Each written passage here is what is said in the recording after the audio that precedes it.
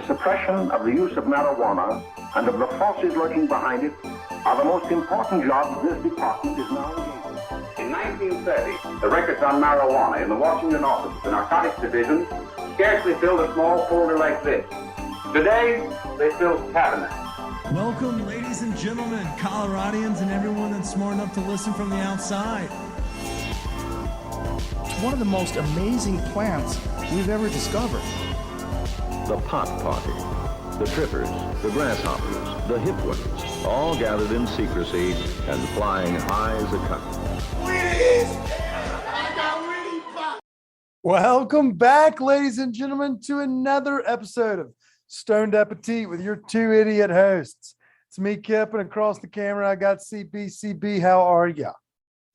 Doing great. A little high to start this episode off with, but other than that, we're doing all right. Yeah, well, I mean, I thought that was a precursor to one of our intro ad reads, but for those that are listening at home, we're doing a quickie little intro to recap last week, best things we ate, things that are looking forward to. Aspen Food and Wine is this weekend. Caroline Glover won the James Beard last night. Congrats to her. We've got a lot to cover. Avs are starting the Stanley Cup tomorrow. Yeah, for those that are listening, it's tonight. We'll talk watch parties, things of that nature. But before we get into that, we wouldn't be able to do this podcast without our sponsors. We have sponsors here in our local community that we love working with, and that local community member is Standing Akimbo, the medicinal-only dispensary located at 3801 Jason Street. We've had guests come on and give testimonials. We've had people call in to the podcast and give testimonials about how they have the best product served at the best price. The difference of their quality is that they'd rather not bleed you dry by trying to make a profit like some of those capitalistic assholes out there in the world. They're going to treat you the right way because they treat it like medicine. So it's righteous calls done by righteous people, and they only stock the top shelf products. If you're looking for those high, heavy hitter edibles, you know, those 1,000 milli incredible bars, they got you. If you're looking for Seed and Smith cannabis or Bloom cannabis, you know, they got you. Viola, Green Dot Lab wax, they got you. No matter the vibe, there's something for you. So if you have your medicinal license, go on through and check out Standing Akimbo. And if you're looking to get your medical license, Standing Akimbo will actually give you a referral card in their lobby for $25 off. And if you're trying to avoid the lines and things of that nature, maybe you don't want to deal with people in general, you can order online. Go to Standing Akimbo's website and knock out your order there. You know, it's a great opportunity for us med card holders. I love it. Yeah, but you know, Chris, that's not our only sponsor. For our rec friends out there, and we just dropped a news bomb on everybody. We showed everybody the casings for it. Give us a shout out to our friends. I mean, we all know them and love them. It's Seed and Smith. They're our homies, and they make the dart pin, which, I mean, do we talk about that enough?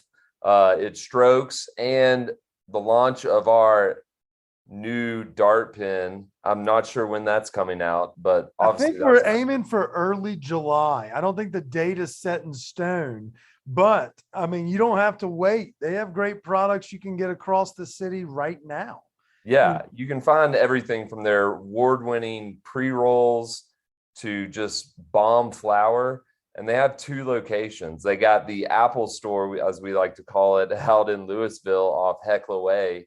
And then they also have one here out in the burbs of Denver down there on Oakland Street. That is exactly right. And you can go to www.seedandsmith.com and find where you can find the products closest to you if you don't want to hit up one of those two locations.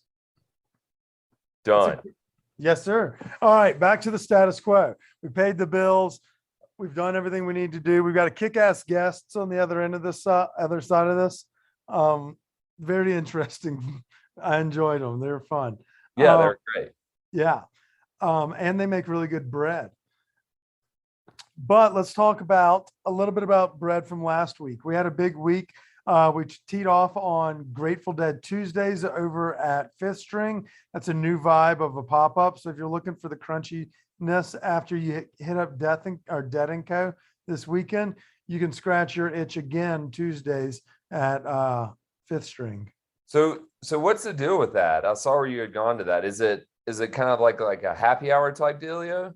Yeah, so they're actually closed. The restaurant itself is closed on Tuesdays. So they have a pop-up where they do Detroit style pizza and chicken wings, and they pick a show from this day in history or whenever they choose the concert. Maybe not this day in history, but they pick fun concerts and then they start that at like 7 p.m. But they open the bar with some friends of ours that used to run the bar Zio's, that used to be the Uptown kind of Grateful Dead hangout. Or not Uptown, excuse me, Highlands area, North Denver. And it closed a couple years ago and transitioned to like a 90s bar. But that crew is doing a pop-up over there at Fifth String every Tuesday throughout the summer. So it's a fucking vibe. It's a really cool session. And that's where I started my week of debauchery last week. Right. And then obviously segued that into Thursday night's event. Yeah, Drink Red, Wear Red with the Colorado Restaurant Association, trying to raise some money for the Colorado Restaurant Fund, which helps employees in times of need, crisis, as well as restaurants. I think hopefully we raised a lot of money. We drank a lot of wine. We ate a lot of dank food. And I'll tell you what, Chris, Monarch Resort Casino is the one that won Best Bite, which was fairly surprising to me. But at the same time, as someone who is a regular proponent of going to the Ameristar, I may have to mix it up. I may have to go check out the sports book over at the Monarch this fall, eat some of the dank food that's coming out of that kitchen. What I can't remember what they had, or I don't even know if I tried any of that. Well, at this point, it's hard for me to distinguish what from what. The Hooters wings were on point, though. The Hooters wings. No boob castles, though. I mean, I think we all bid on it, but I don't think I actually ate any of the Hooters wings. No, so I didn't did myself a disservice. Fun fact. Yeah, I didn't either. Yeah, but it was a good time. And then, caught a little late night vibe at PS Lounge. That place still hits. Cash only bar on Colfax. Great little dive action. Great jukebox.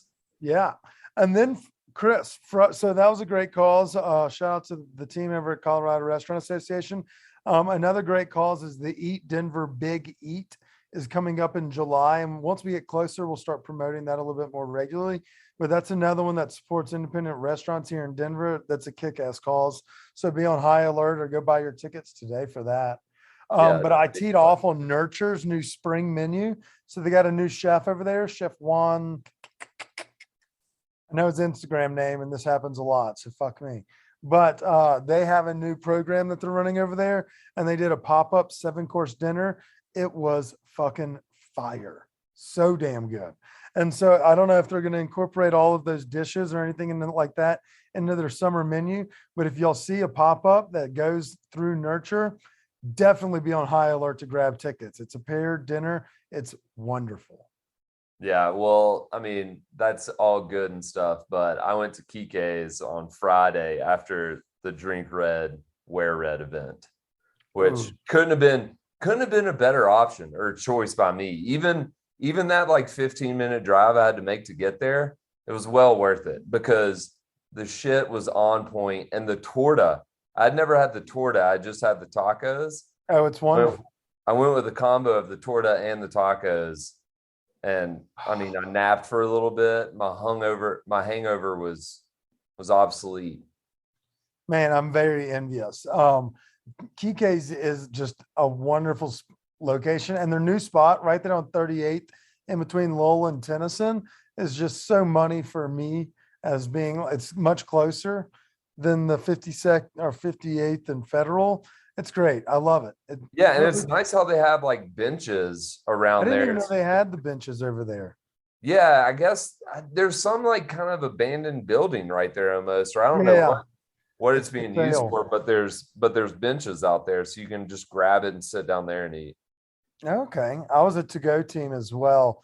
I don't think I've actually I've eaten maybe like a bite in the car, but I usually try to get home so that I can do exactly what you just said, like get that nap in the middle and then come back for round 2.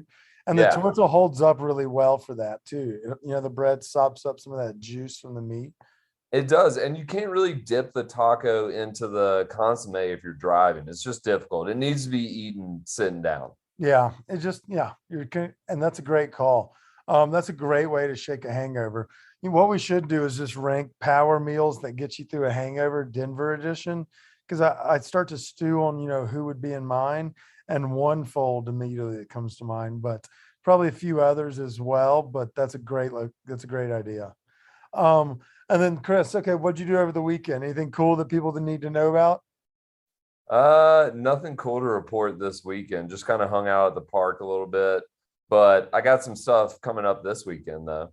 Hell yeah.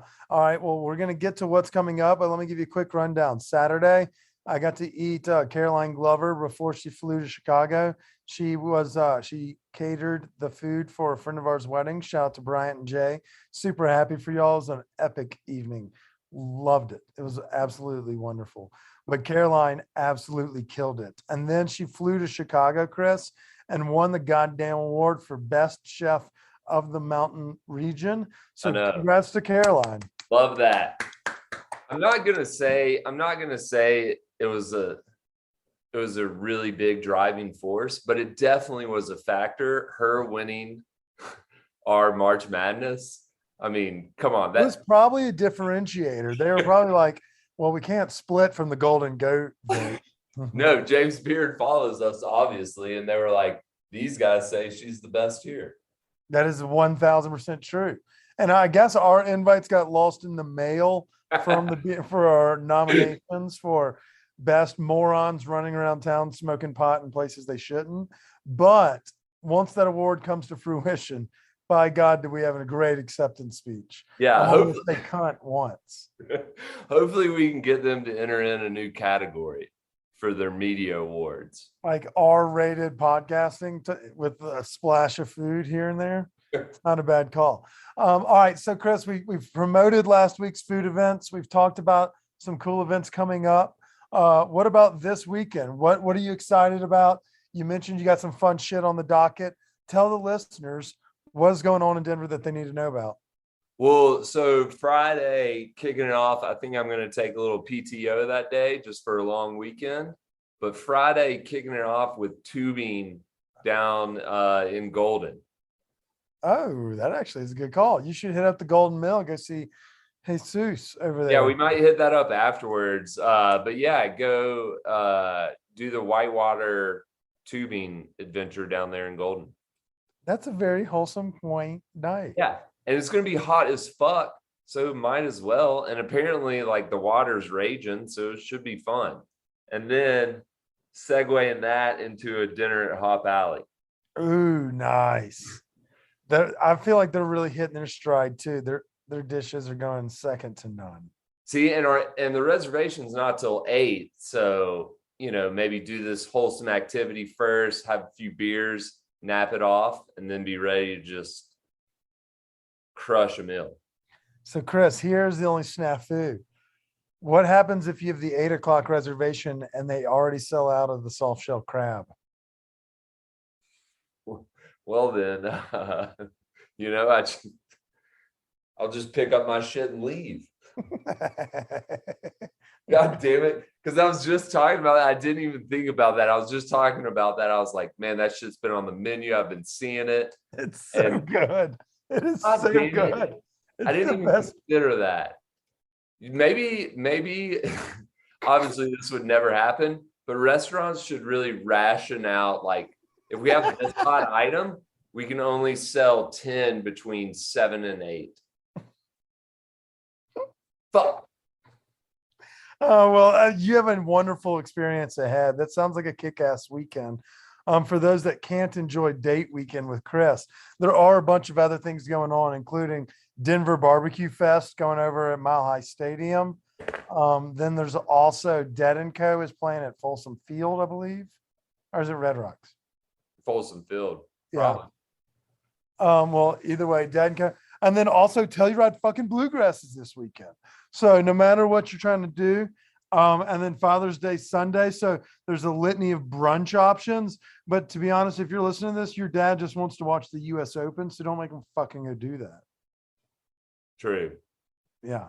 But who do you have in the US Open?